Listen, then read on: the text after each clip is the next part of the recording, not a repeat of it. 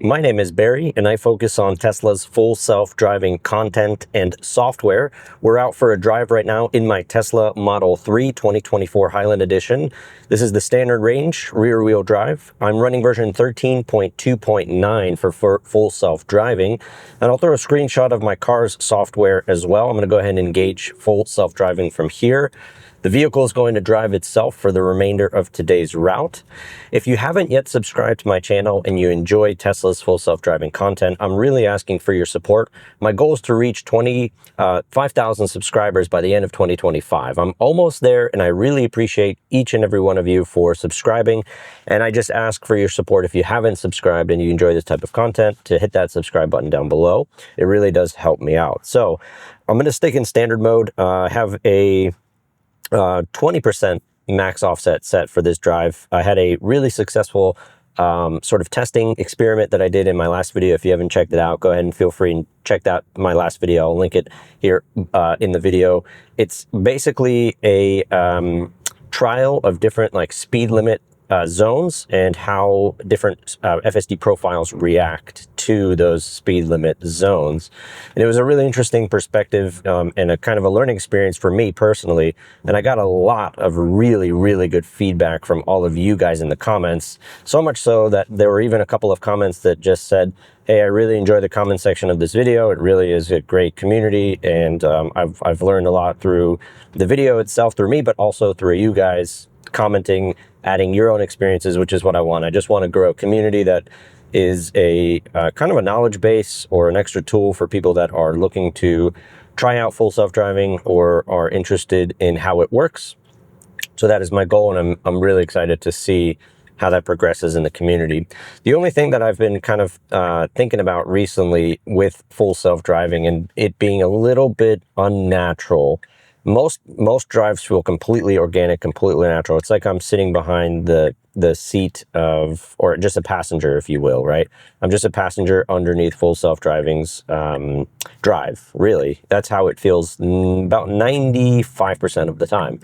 95% is a really good marker to, you know, if I ask myself like, hey, how confident are you with full self-driving? I genuinely, at the time of recording in August of 2025, I can genuinely say that I'm 95% comfortable and confident with the decisions that full self-driving is making for me on my behalf.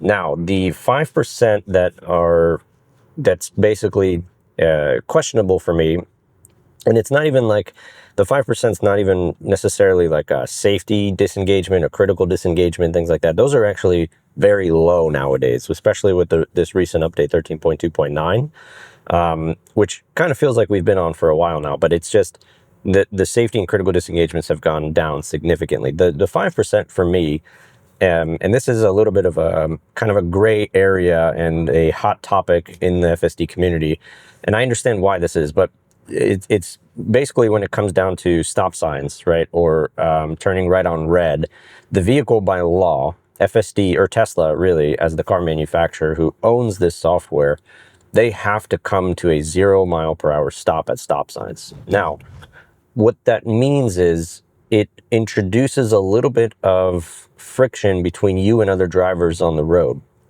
I can only speak to drivers here in the United States. This might vary all around the world, as I know I have viewers all around the world. So if you have perspectives and you're watching outside of the US, let me know down below if other drivers come to a 0 mph stop, or they kind of just roll through at 1 or 2 miles per hour. Here in the US, the majority of the drivers do roll through 1 to 2 miles per hour at a stop sign.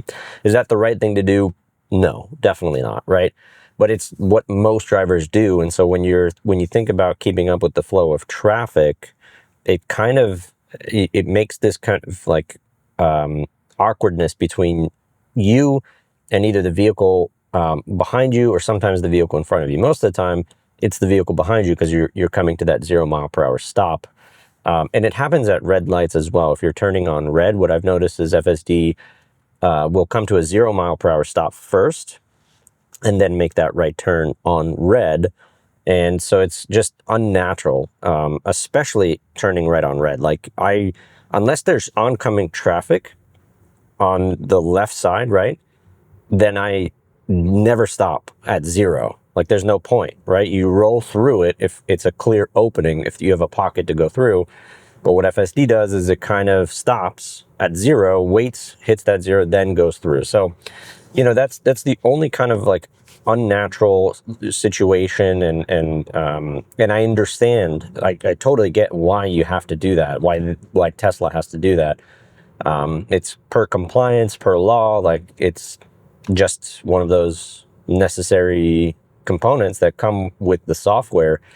But that doesn't take away from the real world. The real world, like I said, you know, kind of it causes a little bit of, the best way I can explain it is like awkwardness and friction between you and other drivers. I don't know if anybody else can relate to that, but that's just kind of my observation over the last couple of weeks, you know, with the 0 mile per hour stop and the turn on red. But the other day I took and I made a YouTube post about this. I had a whole work meeting in my car that I took while FSD was driving me. So it was an intense work meeting, and you know, I was just a passenger here sitting, letting FSD drive, and most of my brain power was focused towards the meeting discussion. You know, it wasn't necessarily focused on driving, although I am supervising the car, of course. That's not what I'm saying at all. You have to supervise and you have to stay, you know, cognitive and complacent with your car. But I was able to just kind of really focus. I found myself focusing more on the meeting than I was on driving. And it was a very it's kind of an indescribable feeling. You have to kind of feel it out, and you have to like really experience it to kind of know what I'm talking about. So, you know, it was a cool experience to just be able to sit here, take the call, and, you know, focus on the meeting and let FSD take me along the way. So I think you have to experience that though to kind of know what I'm saying. So yeah, it's definitely an awesome time to be engaged with FSD, for the lack of a better term. And I'm very excited for September. The Tesla team had preemptively announced that there might be releases of FSD 14, which could be components from the robotaxi data that they're collecting in Austin, Texas, and other parts of the country, but mainly Austin right now. And so that's going to be an interesting time. I wish I was on the early release program for Tesla. I still don't really know how to get. I think you have to reach out on X or something like that. It would be cool for me to onboard into the early access for software. And I think with that comes more benefits, like being able to provide the data back to the Tesla team in ways just outside of the microphone button. So it would make sense for me as a FSD content creator. I just have to kind of dive deeper and see how I can actually onboard into the early access program. And I think that's something that you guys would enjoy on the channel as well. It would just benefit everybody. It would benefit Tesla. It would create better content because I would have access to the early versions. You know, like I said, Tesla would get more data. So yeah, it would be something that I'll look into as well. And I realized that one of my older videos actually that I released probably 6 months ago just got a huge spike in views. It's crazy when you on YouTube, you know, during like the analytics view, you see obviously how many views you get per video. And one of my videos, it was like, you know, top 9 tips for FSD, you know, Tesla FSD or something like that. I don't remember what I called it, but it had a huge spike recently over the last month or two. And what is this guy? Free samples chicken. Okay. That guy's dressed up in a chicken costume. That's interesting. 10 o'clock on a Saturday. But yeah, it spiked like crazy, and I got a lot of engagement, a lot of comments, a lot of views. So you saw that right here, right? We had that 0 mile per hour stop, turn on red. Now, granted, we did have this Ford SUV, so, you know, potentially that was the right move. But even if that Ford SUV was not there, I imagine that Tesla FSD would still have stopped at 0. So it is what it is. We're going over some train tracks here.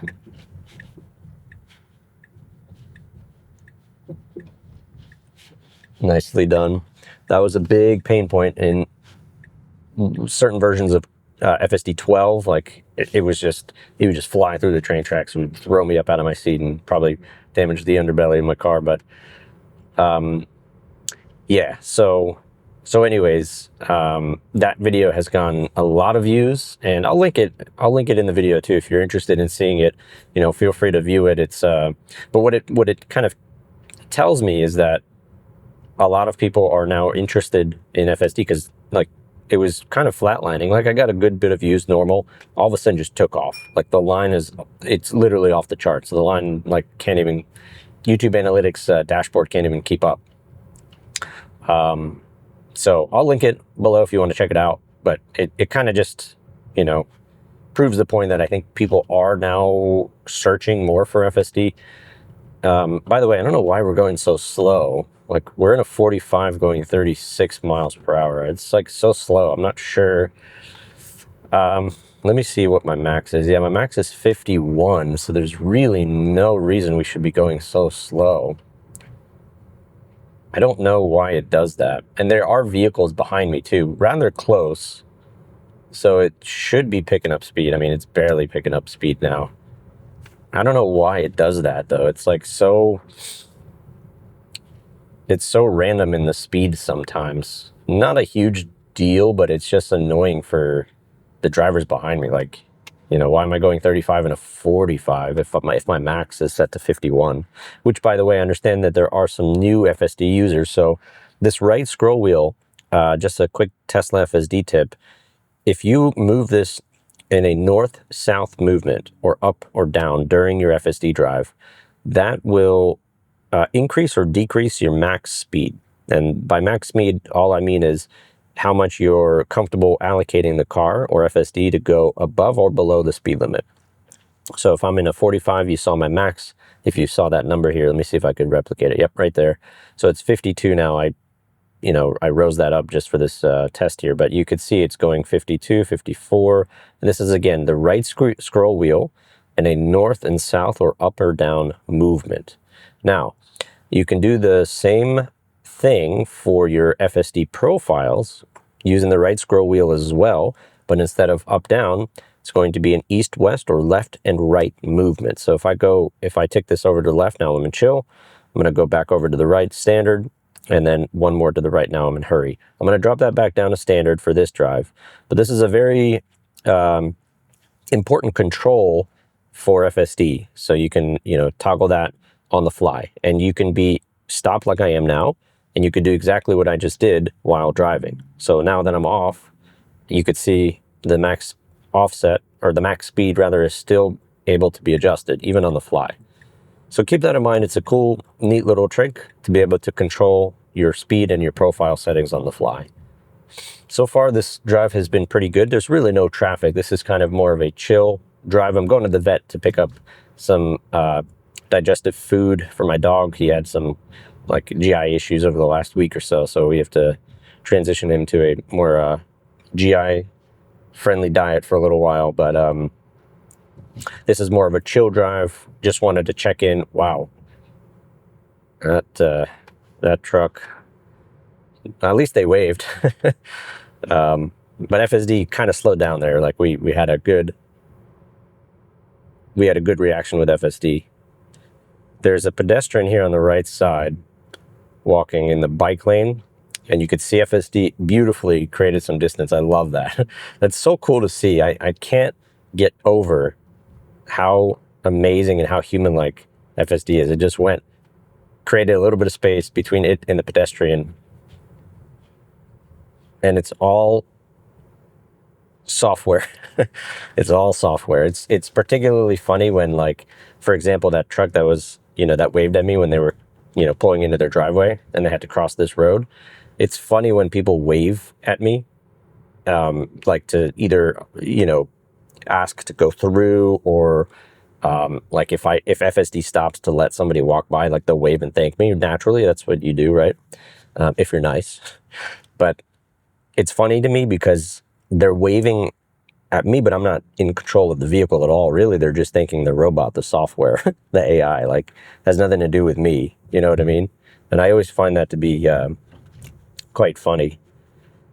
It's interesting that USPS mail truck, or mail van in this case, was also in the bike lane, but FSD didn't really create clearance like it did with the pedestrians. So what that kind of tells me is that it is programmed to only just move over maybe for pedestrians, cyclists, you know, people on the road, not so much vehicles, which I guess kind of makes sense, right? Because to its eyes, that USPS van, while it was in the bike lane, it probably just interpreted that as a second lane, and so it didn't really need to move over.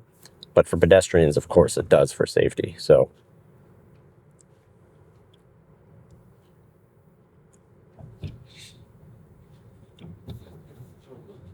and we're finally starting to get some cooler temperatures here in central Ohio. It's like, I think we're projected to be down into the 50s next week, low of 50s throughout the whole week or most of the week, and high of 70s. So I think we're on the decline now from the summer weather, which is excellent. Excellent. I don't know about you guys from wherever you're watching, but it was quite a hot summer here in central Ohio. We were pushing mid 90s, feels like temperatures, to upper 90s for most of the summer. So I'm glad that we're on the decline from that.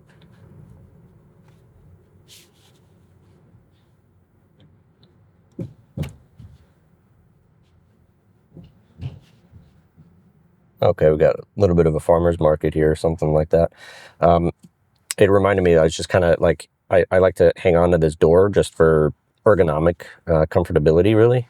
But it reminded me that, I was watching some robotaxi videos from other content creators, and I think that some people are speculating. I think this is all speculation. I'm not sure if Tesla has come out and confirmed this, but I mean, it kind of makes sense. Some parts I'm not clear about, but what I've seen and read is that it just asked me to apply some force to the wheel. But the supervisors that are in the robotaxi vehicles with the customers, so it's like a Tesla employee or maybe a contractor or something. I don't know why it's taking me this way, but that's fine. It might be taking me in the back or something. I don't know why it's taking me this way. Should have went over to that light. Let's see what it does.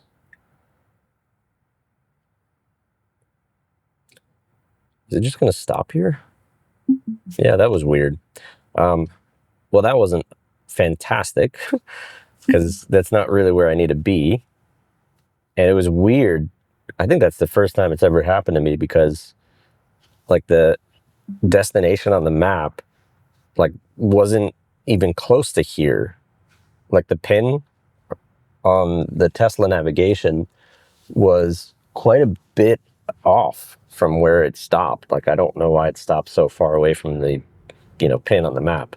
But anyways, what I was saying about the robotaxi is that, like, you'll see a lot of the supervisors kind of hold their arm right here, or their hand, with their finger on the door release.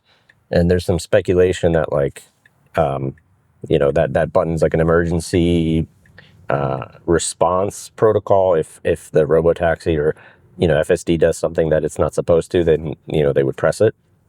I just don't know, like, exactly what the purpose of that is. Like, would it just come to a halt?